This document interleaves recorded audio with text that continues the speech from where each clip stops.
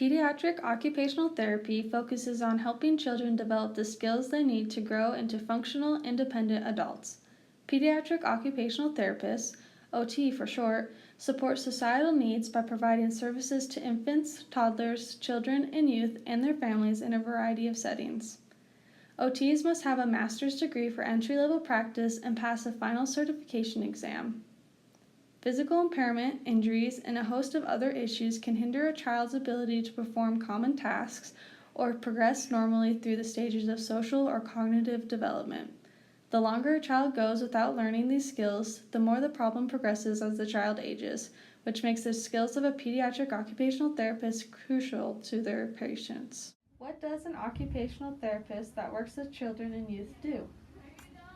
Well, a pediatric OT will work with children to address the barriers to their occupations. And the occupations that we would address are their ability to play and their ability to engage in their educational opportunities.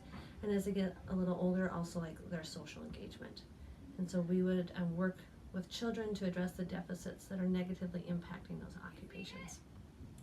When it comes to areas of practice, pediatric occupational therapists can work in several kinds of environments.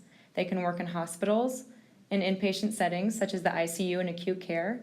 They can work in outpatient clinics, and here they are usually paired with a PT or a speech-language pathologist. They can work at schools, whether that be one school or multiple schools. There they can work on handwriting, scissor skills, and much more.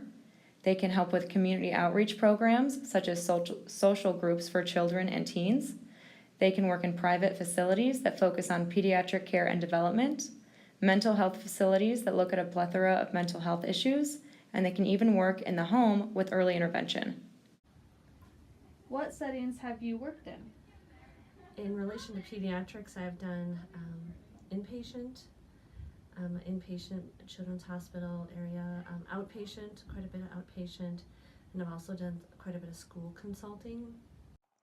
Pediatric occupational therapists can work with children of all ages, from babies with developmental concerns that might not be achieving their milestones within the expected time frame, to children in elementary school, middle school, then when they're in high school, and then from high school, that transition on into the adult world.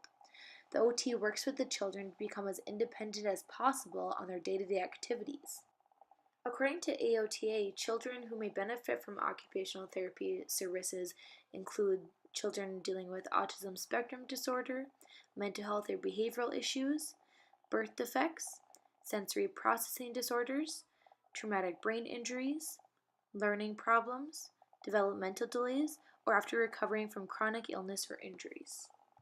According to AOTA, the main occupation for children is to thrive and to facilitate participation and independence. Play and school are two main occupations that help children to grow into functional, independent adults. Play is a child's way of learning, and while playing, they learn important skills they will use as adults, such as problem solving, fine and gross motor skills, and social skills. When working with children, pediatric OTs often incorporate play into practice as a way of motivating them and reducing any anxiety or fears they might feel toward therapy. Play can involve games, toys, puzzles, songs, or physical exercises. Knowing how to behave appropriately and succeed in school is also beneficial to adulthood.